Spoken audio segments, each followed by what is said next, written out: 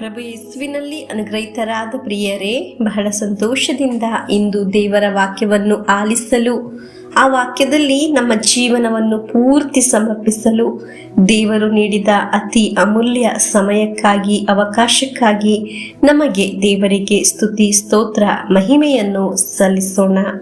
ಇಂದು ದೇವರ ವಾಕ್ಯ ಆಲಿಸುವ ನಿಮ್ಮೆಲ್ಲರನ್ನು ದೇವರ ಕರಗಳಿಗೆ ಸಮರ್ಪಿಸುತ್ತೇನೆ.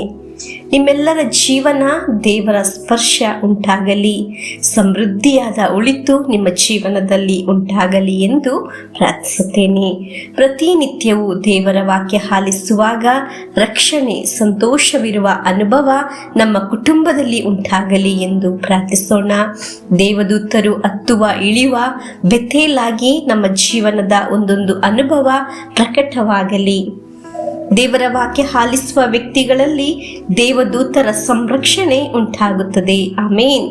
ಪರೀಕ್ಷೆಗೆ ಸಿದ್ಧರಾಗುತ್ತಿರುವ ಮಕ್ಕಳ ಎಲ್ಲ ಸೋಮಾರಿತನಗಳು, ನಿರಾಸೆಗಳು ಎಲ್ಲವೂ ಬಿಟ್ಟು ಹೋಗಲಿ. ಅವರೊಂದು ಹೊಸ ಚೈತನ್ಯವನ್ನು ಹೊಂದಲಿ. ಇಂದು ಆಲಿಸುವ ದೇವರ ವಾಕ್ಯ ಅವರ ಜೀವನಕ್ಕೆ ಬೆಳಕಾಗಲಿ. ಮಕ್ಕಳು ತಂದೆ ತಾಯಿಯರಿಗೆ ಅನುಗ್ರಹವಾಗಿ ಮಾರ್ಪಡಲಿ. ಆಮೇನ್.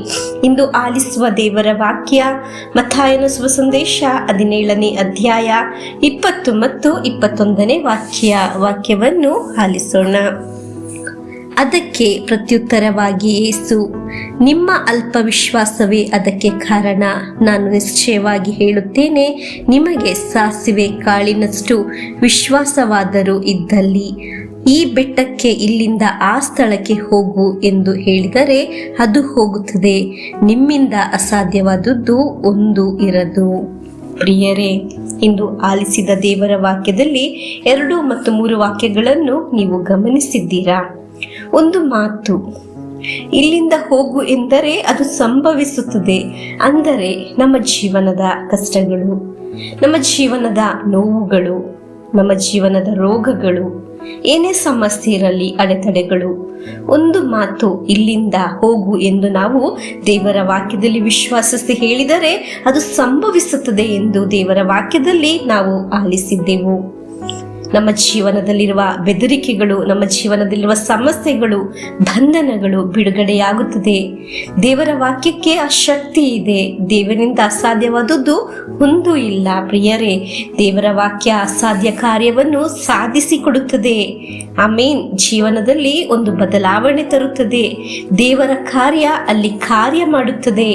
ನಿಮ್ಮ ಜೀವನದಲ್ಲಿ ಯಾವ ವಿಷಯದಲ್ಲಿ ಬಿಡುಗಡೆ ಲಭಿಸುವುದಿಲ್ಲ ನೀವು ಎಂದು ಯೋಚಿಸುತ್ತೀರೋ ಅಲ್ಲಿ ದೇವರ ಸ್ವರ ಆಲಿಸಲು ಸಾಧ್ಯವಾಗುತ್ತದೆ. ದೇವರಿಗೆ ಎಲ್ಲವೂ ಸಾಧ್ಯ. ಆಮೇನ್. ದೇವರಲ್ಲಿ ವಿಶ್ವಾಸಿಸುವಾಗ ನಿನ್ನ ಜೀವನದಲ್ಲಿ ಬಿಡುಗಡೆ ಲಭಿಸುತ್ತದೆ.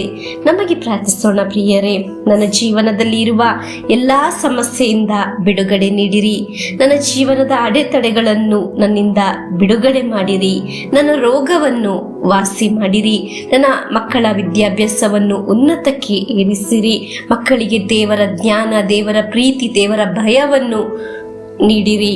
ಅವರ ಮೇಲೆ ಪವಿತ್ರಾತ್ಮರ ಅಭಿಷೇಕವನ್ನು ನೀಡಿರಿ. ನಮಗೊಂದು ಮನೆಯನ್ನು ನೀಡಿರಿ ಎಂದು ನಾವು ಪ್ರಾರ್ಥಿಸೋಣ. ನಮ್ಮ ಜೀವನದಲ್ಲಿ ಎಲ್ಲವೂ ಸಹ ವಿಜಯದ ಹಂತಕ್ಕೆ ಹೋಗುತ್ತದೆ. ಆಮೇನ್.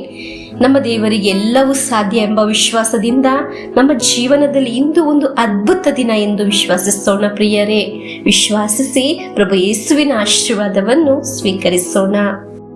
ನಮ್ಮ ಪ್ರಭು ಯೇಸು ಕ್ರಿಸ್ತರ ವರಪ್ರಸಾದವು, ದೇವರ ಪ್ರೀತಿಯು, ಪವಿತ್ರಾತ್ಮರ ಅನ್ಯೋನ್ಯತೆಯು ನಿಮ್ಮೊಡನ ಇರಲಿ.